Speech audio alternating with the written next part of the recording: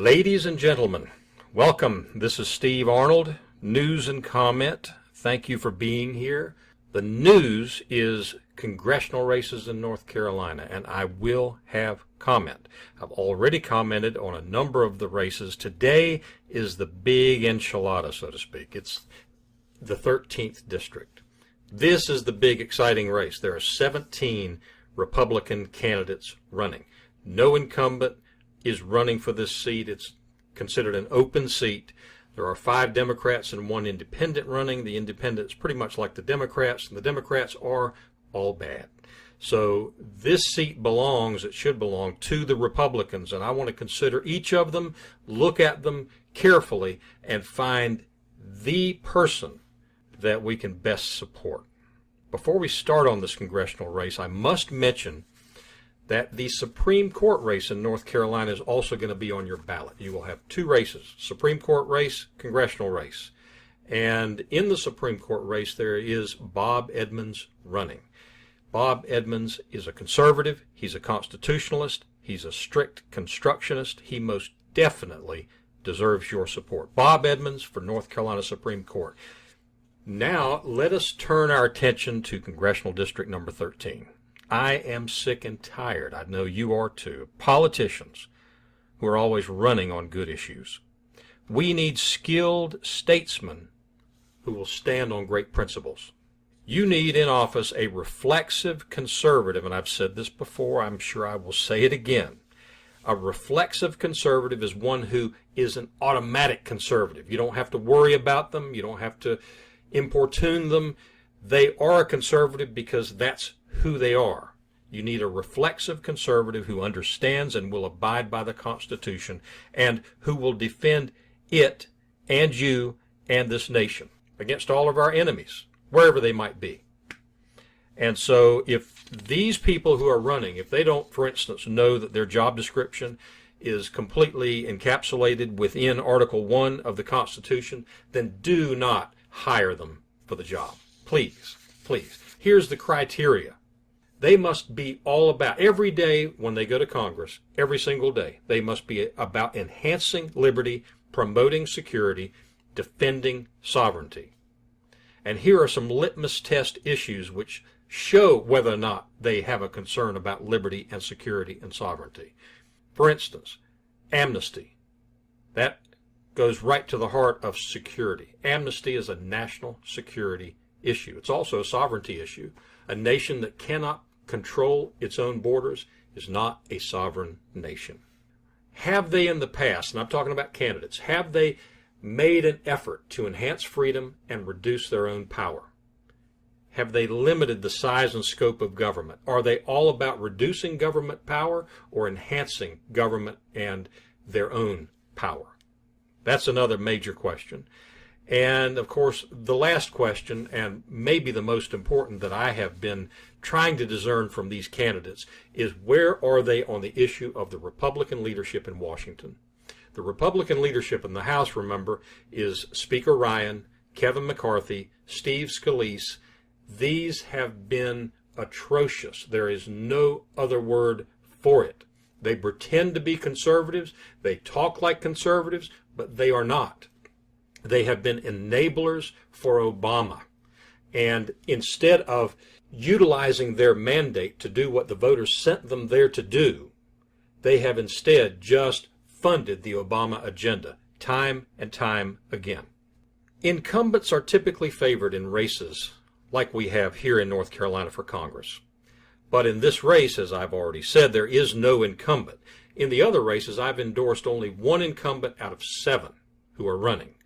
That would be Walter Jones in the 3rd District. All of the others, I hope, are turned out. Now, they probably won't be. Now, I'm the world's worst at political prognostication. I can't tell you what's going to happen. I can tell you what I wish would happen, and that is that, for instance, Renee Elmers needs to be defeated. Whether she will or not, we wait a few more days and we'll find out. But who knows at this point? This race is different. You have the opportunity to look through all the noise and confusion of 17 very sincere and well-meaning candidates to try and find a statesman. You don't have to vote against somebody here. You can vote for somebody. You can find just the person who incorporates those values, those principles that you find important and persuasive, and you can vote for that person. You can vote for them.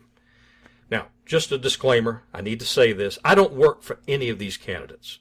I count a number of them as friends, and some of them I've known for many, many years. I've been friends with Vernon Robinson for well over 20 years. I've worked with him and for him in the past. I've known Julia Howard and John Blust even longer than I've known Vernon. This race is not about friends. This race is about choosing a congressman. Is 17 candidates too many? I don't think so. Every district in North Carolina has roughly 750,000 people in it. In my opinion, there ought to be 17 candidates at least running in every district every time. Why not? The voters deserve a choice, and these candidates have an opportunity to make their case. And some of them have a very compelling case to make. Now then, to the names of these candidates. I've divided these folks up into groups. I want to first go over some of these folks and give you some detail about them and about their candidacy.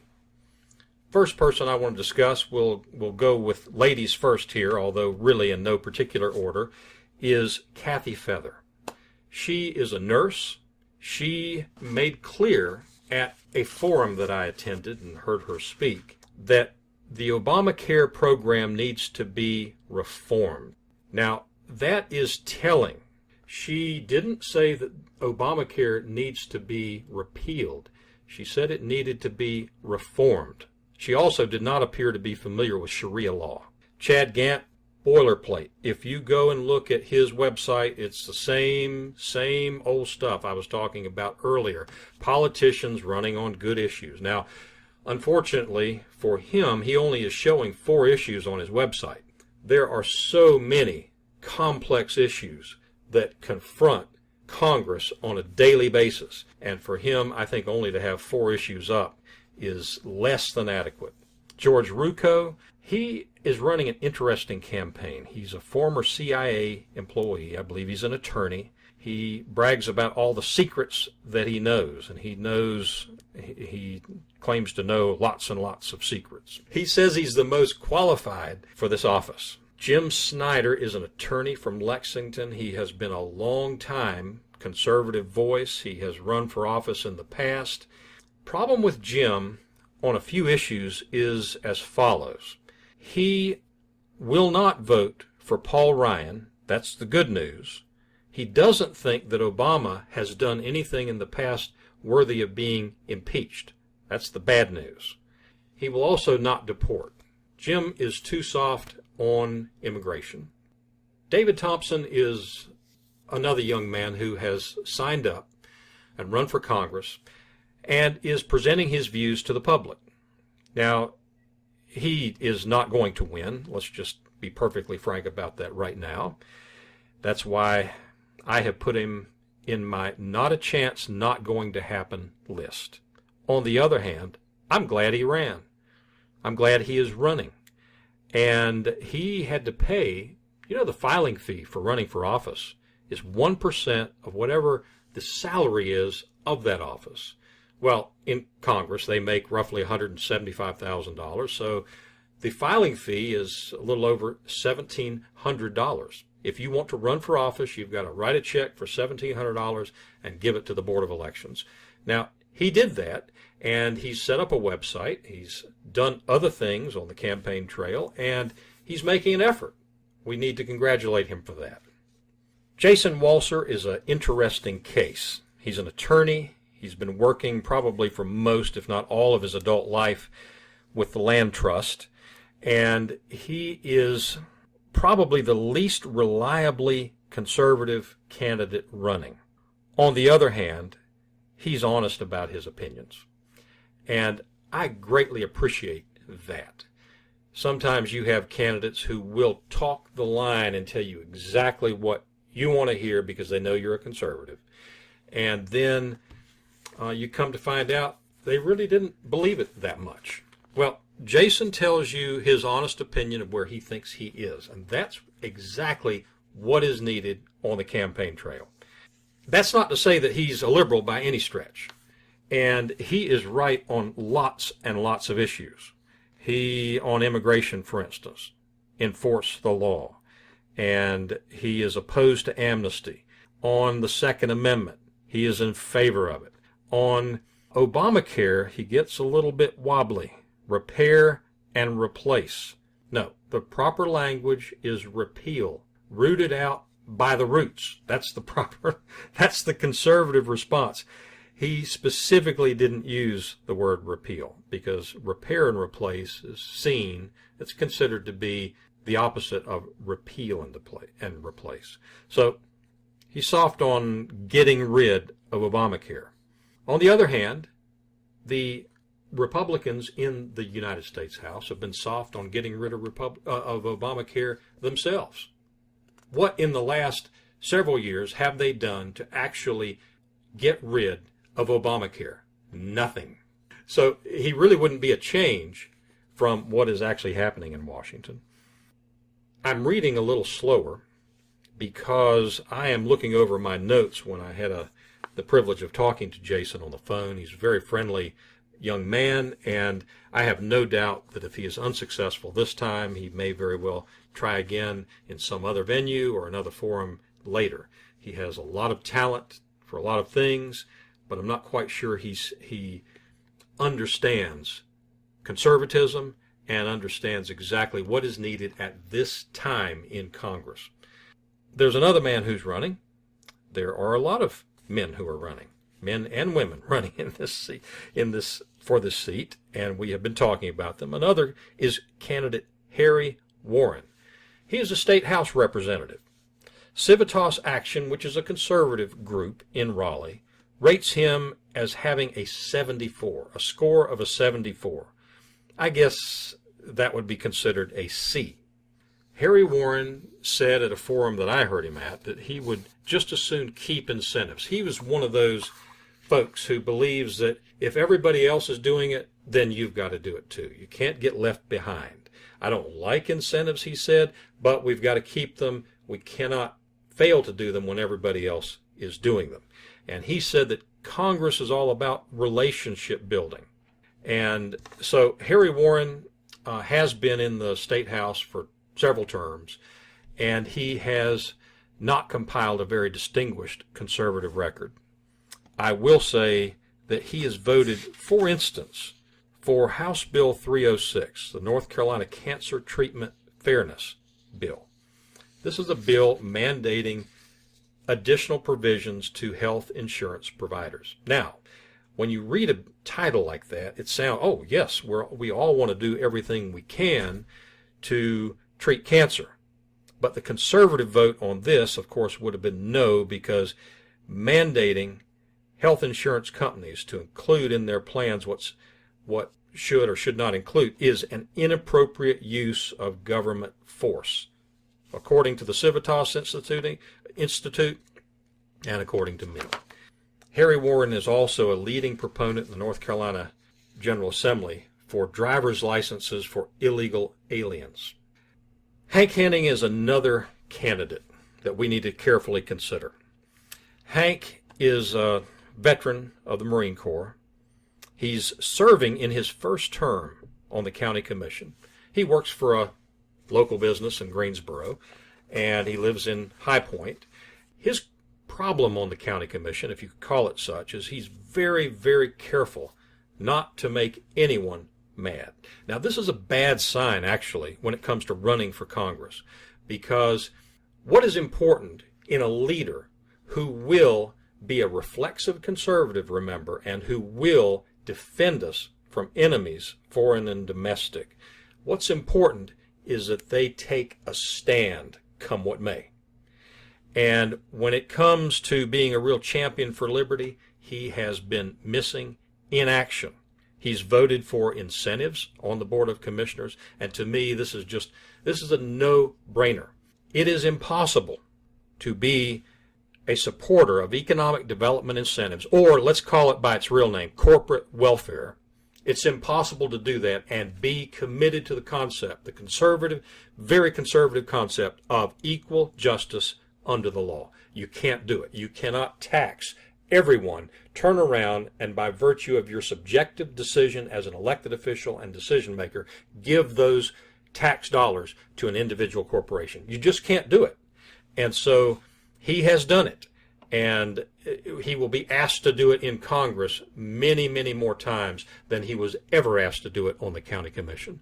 All of those people that I've just mentioned are on my not now, maybe one day list. That's 8 candidates that you can chalk off of the list. Now, we've still got a number of candidates left. We've got 9 candidates left.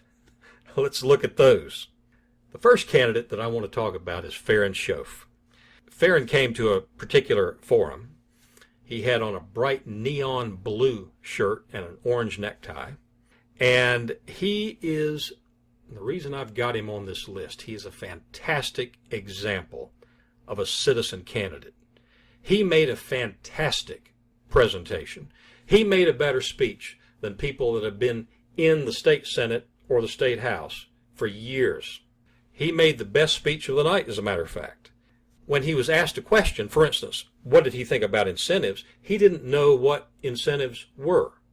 My gut feeling tells me that his gut feeling would absolutely learn very quick. He's a quick learner, no question.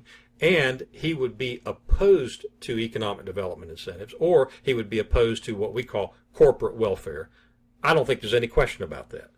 On the issue of re-electing Ryan, he said maybe. Well, maybe isn't good enough. But I wanted to include him in this very seriously considered list because he did such a fantastic job at presentation, and not only that time, consistently throughout the last several months of this campaign. And he is very approachable, very friendly on the telephone, knowledgeable about many, many issues that do face the nation right now, and definitely is worthy of serious consideration. He needs to be thanked for paying his filing fee and showing up and offering himself as a candidate for this office. Dan Barrett is another great example of a citizen candidate. He is an attorney. He is a county commissioner. He is that candidate, and you might have seen this in the news, he's that candidate who went on a hike from one end of the district to the other. Now that's, I think, over 100 miles. That is enough to tire anybody out, and Dan Barrett did it. He is a very personable, approachable, nice person. And I am convinced that he would be a pretty solid conservative in office. But he doesn't know where he stands on the leadership. And the leadership is so critically important. Now, on the border issue, for instance, solid as a rock. No pathway for citizenship, secure the border. On Obamacare, on the Second Amendment, on reductions in taxes, reductions in regulation, on cutting out departments and cutting things like, in fact, whole bureaus and agencies. He is there. He believes in a balanced budget. He, as I say, is conservative on so many of these issues. But the really tough call is going to be that first day in office. When they show up on the House floor, they're looking around, all the people are there, the lights are on, the cameras are rolling, and they have to cast that vote for Speaker. And when that day comes, if they're not prepared to do the right thing, and in fact even before that day, really advocate for someone else to step in, and not just in the Speaker's job, but throughout the entire House leadership, then they're going to have trouble enacting any conservative policy reform for the balance of their term. It's just that simple. The next candidate that I would like to consider is Andrew Brock. Andrew is a very impressive young man. He has been in the state Senate for 14 years, but he was first elected in his 20s, and so now he's still a quite young man, and as I say, extremely impressive, and he has developed over that time a record of 70 with Civitas action. Now 70 in my book is somewhere between a D and a C. He voted for SB 20, which is the gasoline tax bill, And that tax bill was a real corker, because what happened was that they ostensibly reduced the gas tax while really surreptitiously increasing the gas tax. It was phony through and through. He also endorsed Marco Rubio for president. Julia Howard is the next person on my list. Julia, I've known her since 1988. We both entered the General Assembly together, and she has been there consistently all the way through since that time. It's like almost 30 years in office. She rates on civitas action at 71. Now, 71 is, it's not terrible. It's not good either. She has always been considered, although she would very much think of herself as a conservative, she is most definitely considered as part of the Republican Party establishment, no question. She is extremely nice. And, of course, that would explain why she's been so successful politically for so many years. She is very personable, very approachable, and lots of people truly love Julia Howard. And they have lots of good reasons for doing so. Another candidate is Matt McCall. Matt is the young Register of Deeds in Iredell County. And I talked with Matt for some good long time. He is extremely impressive. He is very hardworking. I know people who have had him knock on their door. And not only knock on their door, but put up signs in the neighborhood. He has probably outworked the field. And he has been hard at it for several months. He is what you would call the quintessential climber. He desperately wants the next rung on the political ladder. The Register of Deeds office in Iredell County is just not enough for his ambitions, and he wants to go to what he considers to be the next step, Washington, D.C. Problem is that Matt is not going to do anything about changing the Republican leadership in Washington. He actually was talking to me about political capital. I found that extremely interesting, because no one before they're elected actually talks in terms of expending political capital. I mean, it's just not what you do. But he's already thinking along those lines. What can I do to make a deal? How can I get along? I do not want to be ineffectual on day one by coming out against Ryan now, that kind of a thing. He is solid on a number of other issues, but on that issue, he is inadequate. The next candidate that I'd like to discuss is Ted Budd. Ted would be on my not now, never going to happen list, except that his father is Richard Budd. That makes all the difference in the world. And we're going to find out in District 13. This is going to be a classic case to find out whether outside establishment money can buy a congressional seat for a candidate who, above all else, claims to be anti-establishment and an outsider. So we're going to find out. We know that Ted Budd is strongly in support of the Second Amendment. I wanted to ask him why. And I wanted to ask him why the Second Amendment was actually included as part of the Bill of Rights. And I was not able to. I made several attempts to get in touch with him. Finally, I got a text message from his campaign manager saying that they were very sorry, but that Ted Budd would be unable to talk with me at any point, and that we might as well not try anymore. So I didn't. His campaign and, of course, the Club for Growth are spending much more money than any other candidate in the race. He will be the biggest spending candidate in the race, and we're going to find out how much difference that makes. Now, it would be very interesting to know exactly why the Club for Growth, which is a Washington enterprise, why that organization would come down and pile on the big bucks behind truly a political neophyte who owns a local gun shop. The Club for Growth has played in North Carolina politics before.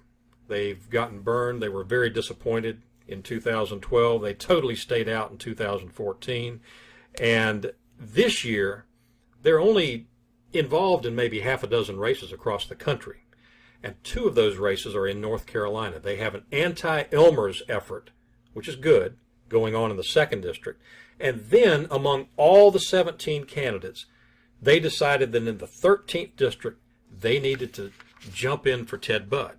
They've actually written, he stands head and shoulders above the rest of the field. Well, I don't know how tall Ted Budd is. Maybe he is 7'5", but they say he stands head and shoulders above the rest of the field in this race. He'll be a strong fighter for limited government policies. Well, maybe he will, maybe he won't. I'm not quite sure that I would be willing to suggest that he stands head and shoulders above the rest of the field. Why is that endorsement made?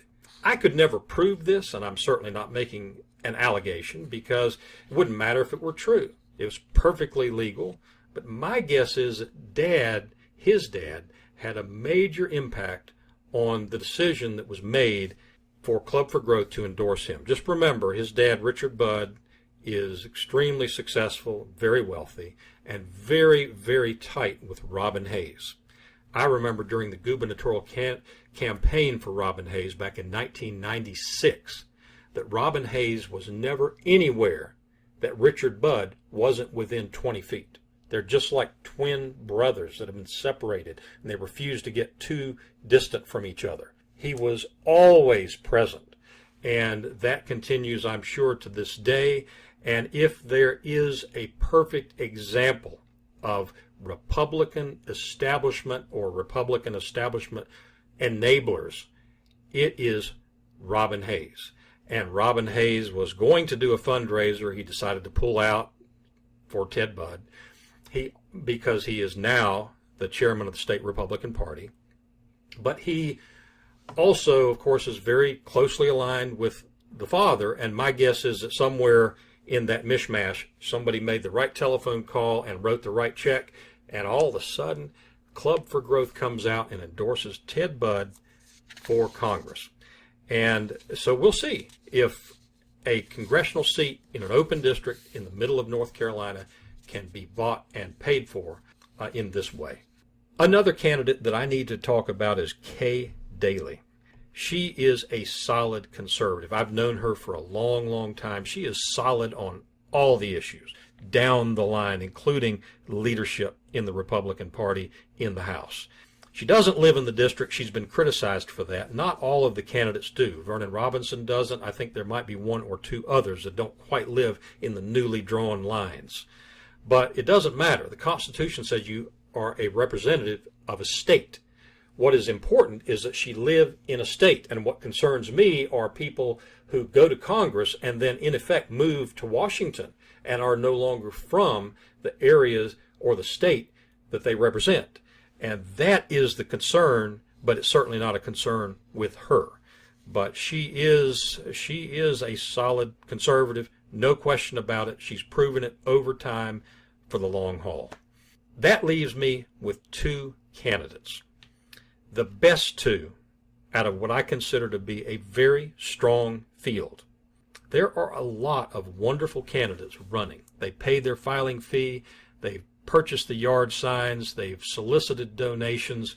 They have encouraged their volunteers and supporters. They have knocked on doors and made telephone calls. It is hard work to go through the effort of running a major campaign like a congressional race is, and they all need to be commended. If you have a pencil and you're looking at a list of 17 candidates, you can cross them all out except for 2, John Blust and Vernon Robinson. Those are the 2 candidates that must have your serious consideration right now. John Blust has been in the state house for I don't know how long. He's been in there for a long time. Before that, he was in the state senate for a term. He was defeated, I think, by Kay Hagan, and probably only defeated because of, I believe, some redistricting that occurred back during that time. I've known John Blust longer than probably I've known any of the candidates on this list. He is an outstanding state house member. He is rated, Civitas Action has him down for 82%. I'm not quite sure that does him justice, but 82%, that would be his 2015 rating. And incidentally, all of the ratings that I've mentioned in this deal with 2015 because it's a long session. All the votes are in. They tallied their votes, and that's where they are. So in any case, 82%. That's roughly getting 1 out of 5 wrong. But he has been a conservative champion over the years, and Vernon Robinson has been no less so. He was a former city council person in Winston-Salem. He probably served on that board for at least 10 years. He was instrumental in drafting Ben Carson to run for president and worked on the Ben Carson for president campaign. He has been a candidate in the past and is often derided as a perennial candidate. He won the primary against Virginia Fox back when Virginia Fox was first a candidate. I think it was in 2005, 2006, somewhere in that neighborhood. And he won that primary, but he lost the runoff, just barely. Then he was the sacrificial lamb in the 13th district as it was drawn at that time, and kind of took one for the team, so to speak, as all the candidates in Democrat districts do. And he has run for other offices as well. He is a committed patriot. He wants to make a difference. And so I have come down to this list: John Blust, Vernon Robinson, and let's look at the issues. And this includes a list of issues, not all of them, but a list of issues that I did mention to folks that I talked to and was able to speak to about this campaign. Never forget, we're looking for that reflexive conservative who knows and will abide by the Constitution. They need to defend you. They're going to defend the nation. They're going to defend the Constitution. They've got to know it. So, enumerated powers.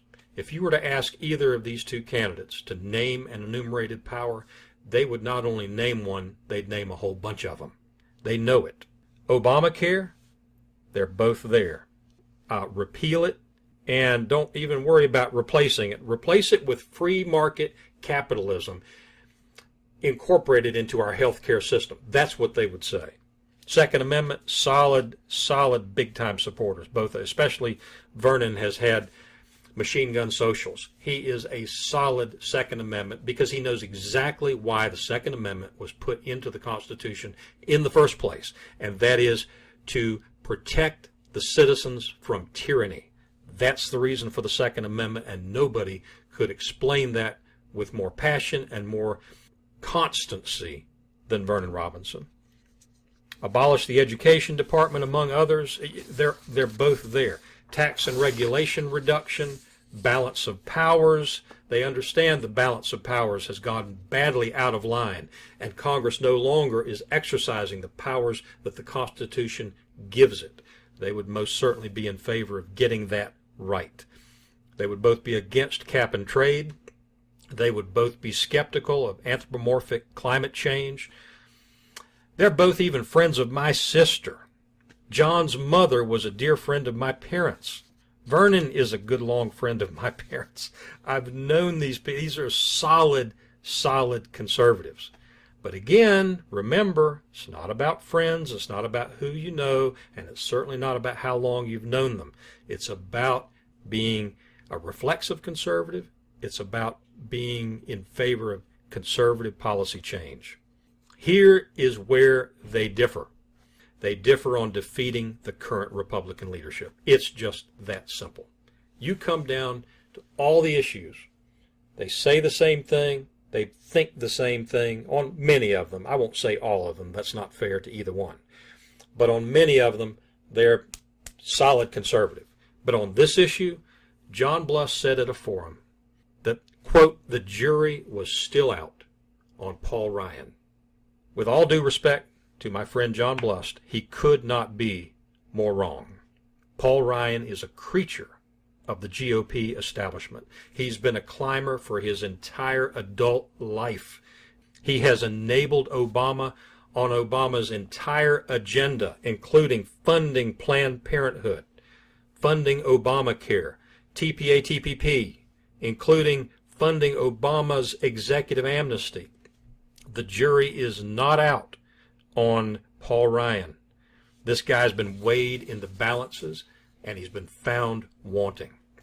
That is a critical distinction between these two candidates. So if you're looking for the conservative down the line on all the issues, who will be a reflexive conservative and who will defend the Constitution, defend you, defend the nation, somebody who knows the Constitution, somebody who will stand for solid conservative principles rather than just run on them, then your choice is Vernon Robinson because of this issue and perhaps some others.